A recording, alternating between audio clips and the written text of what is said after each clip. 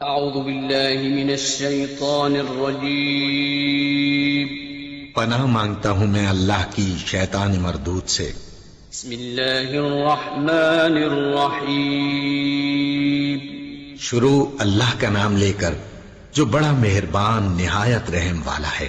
اعوذ باللہ من الشیطان الرجیم بسم اللہ الرحمن الرحیم الحمد للہ رب العالمین الرحمن الرحیم مالک یوم الدین۔ محترم ناظرین کرام، سورہ فاتحہ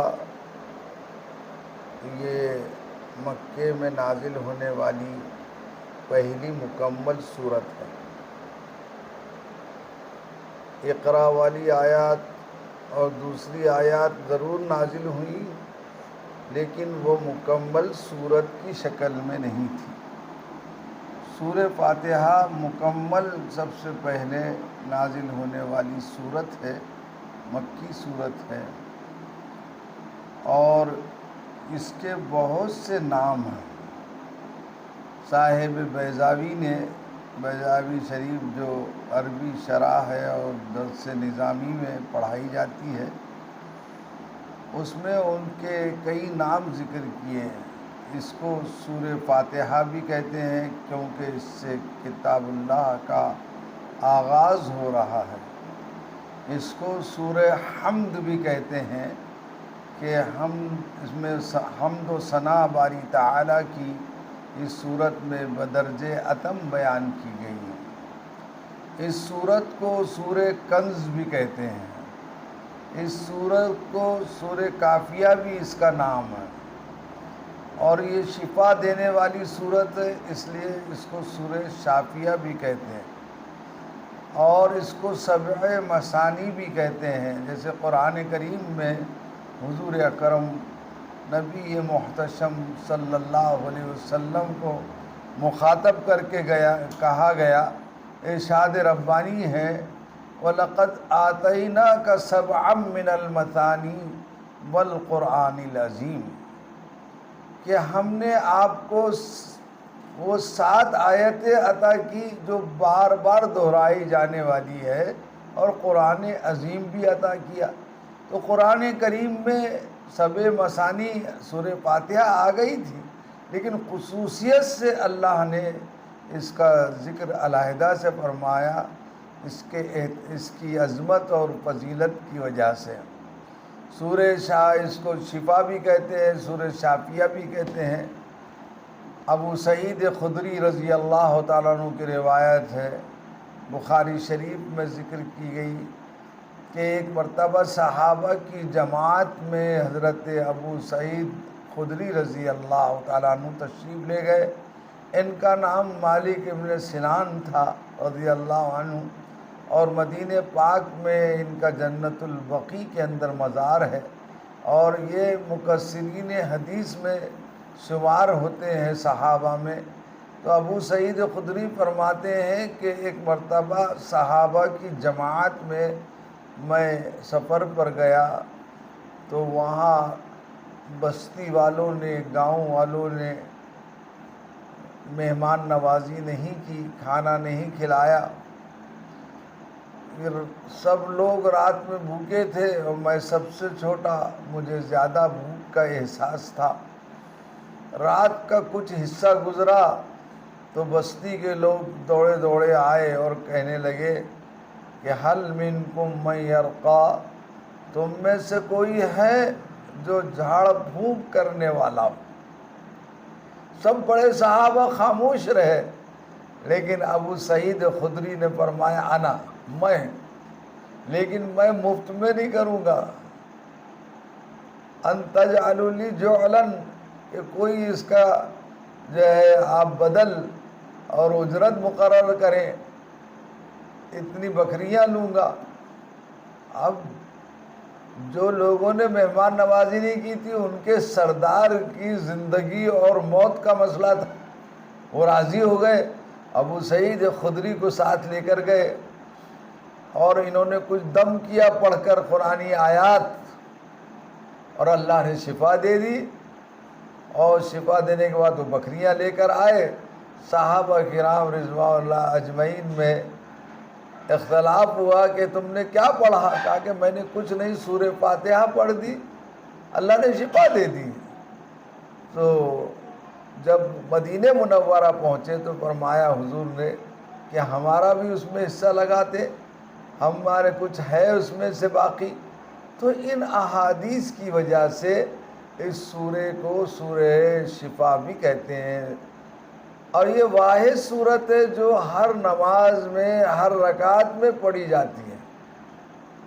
فرمایا لا صلاۃ الا بفاتحۃ الکتاب، کہ نماز مکمل نہیں ہوتی جب تک کہ امام جماعت کی نماز میں پڑھے، اور مقتدی اپنے انفرادی نماز میں پڑھنا ضروری ہے۔ بعض حضرات کے نزدیک امام کے پیچھے بھی سورہ فاتحہ پڑھنا واجب ہے۔ تو بہرحال سورہ فاتحہ عظیم الشان صورت ہے۔ اس صورت کا آغاز جو بسم اللہ الرحمن الرحیم سے ہوا ہے، یہ بسم اللہ الرحمن الرحیم کا ترجمہ ہم یہ کرتے ہیں کہ شروع کرتا ہوں اللہ کے نام سے جو بڑا مہربان اور نہایت رحم والا ہے۔ بعض لوگوں نے کہا اس سے فعل محذوف ہے، یہاں کھانا کھا رہے اور بسم اللہ پڑھ رہے تو کہا کہ آکلوا بسم اللہ الرحمن الرحیم، اللہ کے نام سے کھانا کھاتا ہوں۔ اور اگر کوئی دوسری ضرورت پوری کر رہے اس وقت وہ فعل محذوف ہوگا۔ بعض نے اس میں فاعل کو محذوف مانا کہ آکلن بسم اللہ الرحمن الرحیم، بعض نے اس کو آخر میں لایا بسم اللہ الرحمن الرحیم آکلن، بسم اللہ الرحمن الرحیم آکلو۔ تو اس کی کئی صورتیں بنتی ہیں، یہ ایک نحوی جو ہے تو بحث ہے۔ اصل میں سورہ فاتحہ ایک عظیم الشان صورت ہے جو اللہ نے بندوں کو عطا کی ہے۔ اس کے بسم اللہ الرحمن الرحیم میں یہ اختلاف ہے کہ آیا یہ سورہ فاتحہ کا جز ہے یا نہیں ہے۔ امام شافعی رحمۃ اللہ علیہ کے نزدیک یہ سورہ فاتحہ کا جز ہے۔ احناف کے نزدیک بسم اللہ الرحمن الرحیم جتنی آئی صورتوں کے شروع میں بیچ میں وہ صرف فصل صورتین کے لیے ہے، یعنی دو صورتوں میں فصل کرنے کے لیے، اور یہاں آغاز کے لیے آئی۔ یہ سورہ فاتحہ کا جز نہیں مانتے ہیں، اور اس لیے اور احناف یہ کہتے ہیں کہ کان رسول اللہ صلی اللہ علیہ وسلم و ابو بکر و عمر یفتتحون الصلاۃ بالحمد للہ رب العالمین، کہ حضور صلی اللہ علیہ وسلم اور صدیق اکبر اور فاروق اعظم رضی اللہ تعالیٰ عنہما نماز کا آغاز الحمدللہ رب العالمین سے کہتے ہیں، اگرچہ کہ آہستہ تعوذ و تسمیہ پڑھنا مستحب ہے ہمارے پاس بھی۔ تو بہرحال بسم اللہ الرحمن الرحیم یہ صورتوں کے فصل کے لیے نازل ہوئی۔ صرف ایک بسم اللہ ایسی ہے قرآن میں جو قرآن کا جز ہے، وہ ہے سورہ نمل کے اندر، جب حضرت سلیمان علیہ السلام نے ہدہد کی اور پرندوں کی حاضری لی، اور ہدہد غائب تھا حاضری میں، تو آپ نے فرمایا ما لی لا اری الہدہد، کہ میں ہدہد کو نہیں پا رہا ہوں۔ اگر وہ اپنی غیر موجودگی اور غیر حاضری کی کوئی مضبوط دلیل لائے گا تو ٹھیک، ورنہ اس کو سخت سزا دیں گے یا ذبح کر دیں گے۔ تھوڑی دیر کے بعد جب وہ آیا تو کہا کہ جئتکم بسبع بنبأ عظیم، کہ میں ملک سبا سے بہت بڑی خبر لایا ہوں، کہ میں نے انی وجدت امرأۃ، ایک عورت کو پایا آپ کے پڑوس میں، آپ کے ناک کے نیچے، تملکہم، جو ان پر حکومت کر رہی ہے، وہم یسجدون للشمس، اور آپ کے ہوتے ہوئے سورج کی پرستش کی جا رہی ہے اس پڑوس ملک میں۔ حضرت سلیمان آخر بادشاہ تھے، ایسی اس کی بات کو تسلیم نہیں کیا، تحقیق کی اور فرمایا سننظر اصدقت ام کنت من الکاذبین، ہم دیکھیں گے کہ تو سچا ہے کہ جھوٹا ہے۔ ایک خط لکھا، اذهب بکتابی ھذا فالقیہ الیہم، یہ میرا خط لے کر جاؤ، اور ادب بھی سکھایا کہ وہاں خط ڈالنے کے بعد ثم تولی عنہم، بازو کھڑے رہ جانا، ہٹ کے ذرا، فانظر ماذا یرجعون، اور وہ جواب کیا دیتے ہیں یہ بھی جو ہے تو غور سے سننا اور اس کا جو ہے تو جواب لے کر آنا۔ اور اس خط میں تھا انہ من سلیمان وانہ بسم اللہ الرحمن الرحیم، کہ یہ خط سلیمان کے جانب سے ہیں اور یہ بسم اللہ، اللہ کے نام سے شروع کرتا ہوں جو بڑا مہربان نہایت رحم والا ہے۔ اللہ تعالو علیہ واتونی مسلمین، کہ مجھ پر غلبہ پانے کی کوشش مت کرو، مسلمان ہو کر آ جاؤ۔ تو یہ پورا واقعہ آپ سورہ نمل میں سنیں گے، لیکن اس میں بتانا صرف یہ ہے کہ سورہ نمل میں جو بسم اللہ الرحمن الرحیم ہے وہ جو ہے تو قرآن پاک کا جز ہے، باقی جگہ پر تسمیہ بسم اللہ صرف فصل صورتین کے لیے آیا ہے، دو صورتوں کے درمیان فصل کرنے کے لیے آیا ہے۔ اور جو ہے تو سورہ برات کے شروع میں بسم اللہ نہیں پڑھی جاتی ہے، اس کی بھی وہاں وجہ بیان کی جائے گی۔ بہرحال اللہ کے نام سے بی جو آتا، لفظ با جو ہے وہ 10 معانی میں استعمال ہوتا ہے۔ بسم اللہ کا جو با ہے یہاں مصاحبت کے لیے ہے، استعانت کے لیے ہے، کہ میں اللہ کی مدد سے یہ کام شروع کر رہا ہوں جو بڑا مہربان اور نہایت، میں اللہ کے نام سے یہ کام شروع کر رہا ہوں جو بڑا مہربان اور نہایت رحم والا ہے۔ اور بھی معانی مفسرین نے اس کے بیان کیے ہیں۔ اور بسم اللہ اللہ کے نام سے، اللہ کا نام بہت برکت والا ہے۔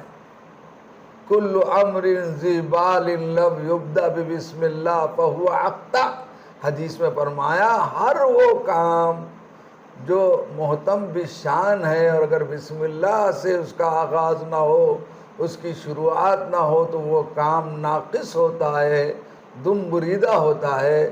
اس لیے حضور نے تمام دعاؤں میں شروع میں بسم اللہ اور آخر میں الحمدللہ کی تعلیم دی ہے۔ تو بہرحال اللہ کا نام بڑا برکت والا ہے۔ اللہ یہ اللہ کا اصلی نام ہے، ذات اقدس کا اصل نام اللہ ہے، سمجھ، باقی نام صفاتی ہے۔ اللہ جو وحدہ لا شریک ہے وہ ہمیشہ سے ہے، ہمیشہ رہیں گے، وہ کسی کے محتاج نہیں، وہ سب اس کے محتاج ہے۔ لا نظیر لہ ولا مثال لہ، نہ ان کا کوئی نظیر ہے، نہ کوئی ان کی مثال ہے، نہ ان کا کوئی ثانی ہے، وہ اپنے قدرت میں اور ربوبیت میں تنہا ہے۔ تو ان کا نام، اللہ کا لفظ جس لفظ کے ساتھ لگ جائے وہ بھی برکت والا ہوتا ہے۔ آپ نماز شروع کرنے کے بعد پڑھتے ہیں سبحانک اللہم، کہ اللہ تیری ذات پاک ہے، عیب و بحمدک، اور تجھے ہی زیبا ہے حمد و ثنا، وتبارک اسمک، اور تیرا نام بڑا برکت والا ہے۔ اللہ کا نام جس چیز کے ساتھ لگا دیا جائے وہ بھی برکت والی ہے۔ مثال کے طور پر بیت کہتے ہیں گھر کو، اینی ہاؤس، کسی بھی گھر کو گھر کہیں گے، لیکن اس کے ساتھ اللہ کو جوڑ دیا جائے تو بیت اللہ ہو جاتا ہے۔ تو اس کی عظمت مسلمان کے اور انسانوں کے دل میں بہت ہے۔ اسی طرح کتاب، اینی بک، کسی بھی کتاب کو کتاب کہتے ہیں، لیکن اس کے ساتھ اگر اللہ کا نام جوڑ دیا جائے تو کتاب اللہ سے قرآن کریم اور کلام اللہ مراد ہوتا ہے۔ اسی طرح رسول کے معنی قاصد اور میسنجر کے ہیں، لیکن اس کے ساتھ اللہ کا لفظ جوڑ دیا جائے تو حضور اکرم صلی اللہ علیہ وسلم یا پیغمبر مراد ہوتے ہیں، رسول اللہ، رسول اللہ۔ تو تبارک اسم کا فرمایا. تو اللہ کا نام بڑا برکت والا ہے. اور الرحمن الرحیم یہ دونوں مبالغے کے صیغے ہیں. اس کی تفسیر میں مفسرین نے کہا یہ دونوں جو ہے رحم سے مشتق ہے. اور رحم ماں کے پیٹ میں جو بچے دانی ہوتی ہے اس کو بھی رحم کہتے ہیں. رشتہ داری کو بھی رحم کہتے ہیں کہ ساری رشتہ داریاں وہیں سے چلتی ہے. تو رحم مہربانی سے بنا ہے. تو جب ماں اپنے بیٹے سے بچوں سے محبت کرتی ہے تو اس ایک رحمت کا نتیجہ ہے جو اللہ نے دنیا میں بھیجی ہے. حدیث میں فرمایا 100 درجے ہیں رحمتوں کے، ایک درجہ دنیا میں بھیجا ہے اور 99 درجے اللہ نے اپنے پاس رکھے ہیں جس میں آخرت میں اس کو استعمال فرمائیں گے. تو رحمان الدنیا کہا رحیم الآخرہ. کہ دنیا میں تو کافر کے لیے منکر کے لیے بھی رحم والے ہیں، سب کو کھلا رہے ہیں اور پلا رہے ہیں. فرمایا لو کانت الدنیا عند اللہ جناح بعوضہ ما سقى اللہ کافرا شربة ماء. اگر اللہ کے نزدیک کافر کی اہمیت ہوتی دنیا، لو کانت الدنیا عند اللہ، اگر دنیا کی اہمیت مچھر کے برابر ہوتی، جناح بعوضہ مچھر کے پر کے برابر بھی ہوتی، ما سقى اللہ کافرا شربة ماء، تو کافر کو ایک گھونٹ پانی بھی نہ پلاتے. لیکن اللہ رحمان ہے دنیا والوں سب کے لیے، مومن کے لیے بھی اور کافر کے لیے.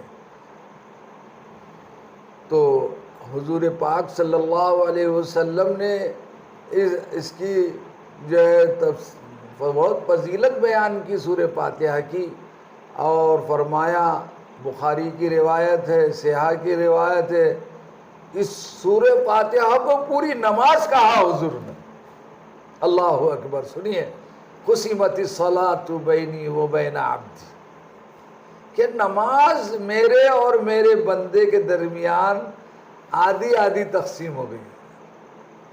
اذا قال العبد الحمد للہ رب العالمین، جب بندہ مومن یا مومنہ الحمدللہ رب العالمین کہتا ہے نماز میں یا باہر، تو اللہ جواب میں کہتے ہیں حمدنی عبدی، میرے بندے نے میری حمد بیان کی. اور جب کہتا ہے الرحمن الرحیم تو فرماتے ہیں اسنا علی عبدی، میرے بندے نے میری ثنا کی. اور جب کہتا ہے مالک یوم الدین تو فرماتے ہیں مجدنی عبدی، میرے بندے نے میری بزرگی بیان کی. اور عجیب ترتیب ہے.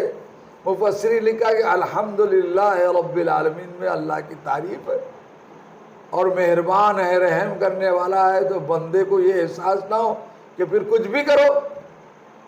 آگے روک لگائی مالک یوم الدین سے کہ دیکھو کچھ نہیں، سب اللہ کے حکموں کے مطابق کرو ورنہ روز جزا کا مالک ہے. الحمدللہ رب العالمین کا ترجمہ یہ اکثر کتابوں میں یہ کرتے ہیں، مفسرین نے ترجمہ کیا 128 ترجمے نہیں، اب 135 اردو کے ترجمے ہو چکے ہیں. الحمدللہ رب العالمین کا ترجمہ کرتے ہیں کہ تمام تعریفیں اللہ کے لیے ہے جو سارے جہانوں کا پروردگار اور پالنہار ہے. الف لام جو ہے اس میں استغراقی ہے کہ تمام اس کا ترجمہ کرتے ہیں. الف لام کئی قسم کے ہوتے ہیں، الف لام استغراقی ہوتا ہے، الف لام عہد خارجی ہوتا ہے، الف لام زائدہ ہوتا ہے. تو الحمدللہ رب العالمین، حمد کہتے ہیں صرف اور صرف اللہ کی تعریف. انسان کے لیے حمد کا لفظ نہیں استعمال کرتے ہیں. انسان کے لیے، مخلوق کے لیے مداح کا لفظ تک کہ مداح تو زیدن کہہ سکتے ہیں، حمید تو زیدن نہیں کہہ سکتے ہیں. تو فرمایا الحمد، یہ حمد صرف خاص ہے اللہ کی تعریف کے لیے. رب الحمدللہ، اللہ کے لیے ساری تعریف. رب العالمین، رب کے کیا معنی ہے؟ رب کے معنی ہے تربیت کرنے والا. تربیت کے کیا معنی ہے؟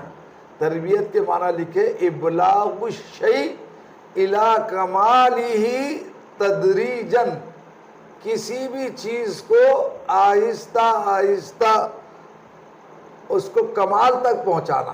اللہ تمام مخلوق کو ایسے کرتے ہیں۔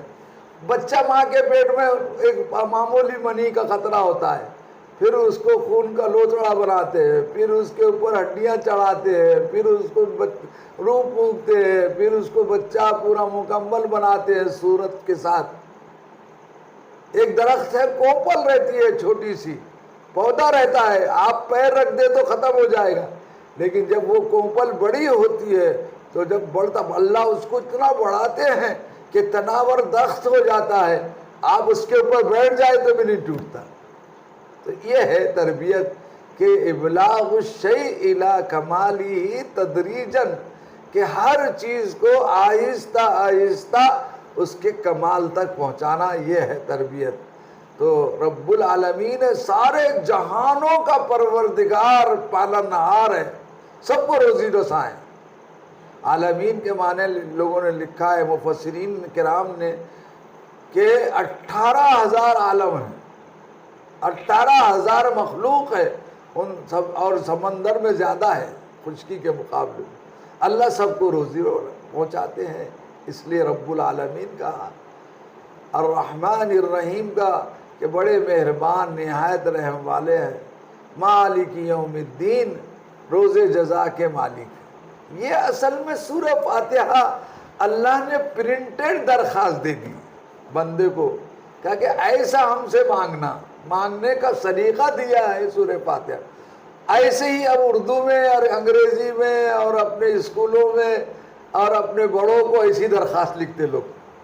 پہلے کیا کرتے، عالی جناب اور القاب اور فلاں، اور اس کے بعد اپنا مدعا۔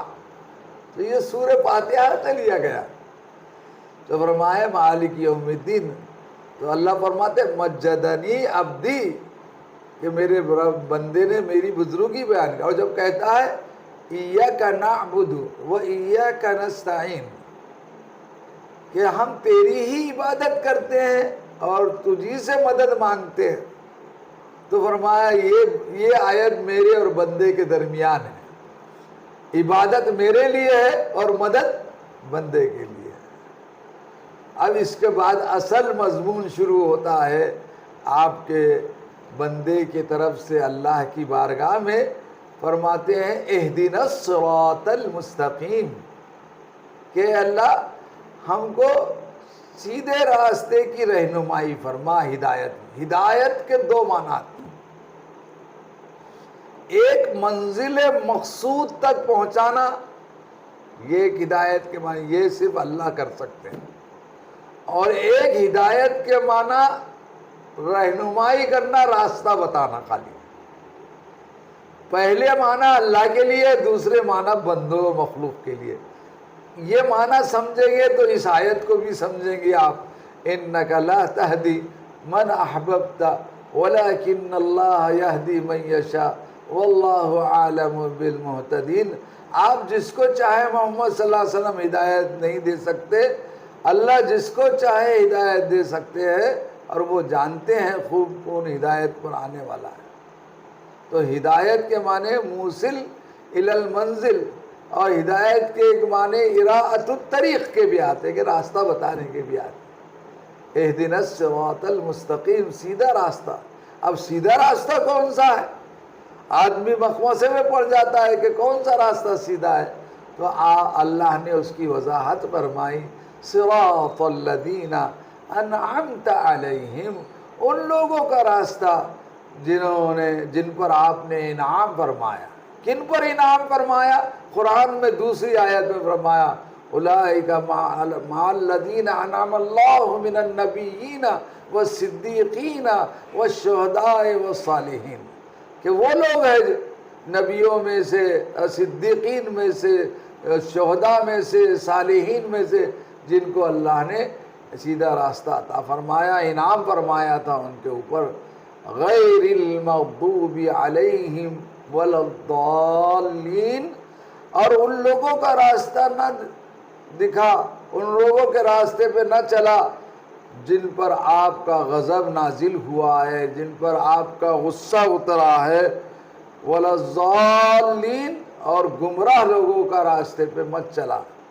مفسرین نے لکھا مغضوب سے مراد یہودی ہے، سمجھ میں آیا نا؟ قرآن کریم میں ان کے بارے میں کہا گیا کہ اللہ کا غصہ ان کے اوپر نازل ہوا ہے، اور ضالین سے مراد نصارہ ہے۔ یہ دونوں نے اللہ کے ساتھ جو تو شرک کیا ہے۔ یہودی کہنے لگے کہ عزیر علیہ السلام اللہ کے بیٹے ہیں، اور عیسائی کہنے لگے عیسیٰ علیہ السلام اللہ کے بیٹے ہیں۔ وقالت الیہود عزیر ابن اللہ وقالت النصارى المسیح ابن اللہ۔ قرآن نے اس کی تردید کی اور فرمایا قل هو اللہ احد اللہ الصمد لم یلد ولم یولد ولم یکن له کفوا احد۔ کہہ دیجئے محمد صلی اللہ علیہ وسلم اللہ یکتا و تنہا ہے، وہ کسی کے باپ ہے نہ کسی کے بیٹے ہیں، اور نہ ان کی بادشاہت میں کوئی شریک ہے، وہ بے نیاز ہے، وہ صمد ہے، سب اس کے محتاج ہے، وہ کسی کے محتاج نہیں ہے۔ تو وَلَلضَّالِّينَ کے بعد آمین کہنا چاہیے۔ اذا قال الامام وَلَلضَّالِّينَ فقولوا آمین۔ جب امام بھی نماز میں وَلَلضَّالِّينَ پڑھے تو آمین کہنا چاہیے۔ ہمارے نزدیک، احناف کے نزدیک آہستہ کہنا چاہیے، بعض حضرات کے نزدیک اس کو زور سے کہنا چاہیے، لیکن حدیث تائید کرتی ہے ہماری کہ من وافق تامینہ تامین الملائکہ غفر لہ ما تقدم من ذنبہ۔ جس کی آمین ملائکہ کے جیسی ہوگی، اللہ اس کے موافق میں ہوگی، ان کے مطابق ہوگی، اللہ اس کے پچھلے گناہوں کو معاف کر دیں گے۔ تو ظاہر ہے کہ ملائکہ آہستہ سے آمین کہتے ہیں۔ بہرحال یہ سورہ فاتحہ کے متعلق چند باتیں عرض کی گئی ہیں۔ یہ سورہ فاتحہ جو ہے تو اللہ تبارک و تعالیٰ نے پوری صورت اپنے نبی پاک پر ایک درخواست ایمان والا کس طرح سے اپنے پروردگار سے کرتا ہے بتایا گیا، اور اس کے جواب میں پورا قرآن نازل ہوا۔ جب بندے نے کہا اہدنا الصراط المستقیم، تو ہدایت کا راستہ بتانے کے لیے پھر الف لام میم سے والناس تک پورا قرآن کریم اسی کا جواب ہے۔ بعض نے کہا قرآن جو ہے کا پورا خلاصہ سورہ فاتحہ ہے، اور سورہ فاتحہ کا خلاصہ بسم اللہ الرحمن، اور بسم اللہ کا خلاصہ با ہے، لفظ با۔ اللہ تعالی ہم سب کو قرآن کریم کی صحیح سمجھ عطا فرمائے۔ اللہم اجعل القرآن ربیع قلوبنا، اے اللہ قرآن کو ہمارے دلوں کی بہار بنا دے، وجلاء احزاننا، اور ہمارے رنج و غم کو دور کرنے کا ذریعہ بنا دے، وذہاب ہمنا، ہمارے چھوٹے بڑے غم کو دور کرنے کا ذریعہ بنا دے۔ اللہم ذکرنا منہ ما نسینا، اے اللہ جو قرآن ہم بھول گئے اس کو یاد دلا دیجئے۔ وعلمنا منہ ما جہلنا، اور وہ سکھلا دیجئے جو ہم اس سے ناواقف ہے۔ وارزقنا تلاوتہ آناء اللیل وآناء النہار، اور اس کی تلاوت کی توفیق دن کے ہر حصے میں، رات کے ہر حصے میں عطا فرما۔ واجعلہ لنا حجتا یا رب العالمین، اور اس کو ہمارے لیے حجت اور دلیل بنا دے ہمارے فیور میں۔ آمین۔ وآخر دعوان الحمد للہ رب العالمین۔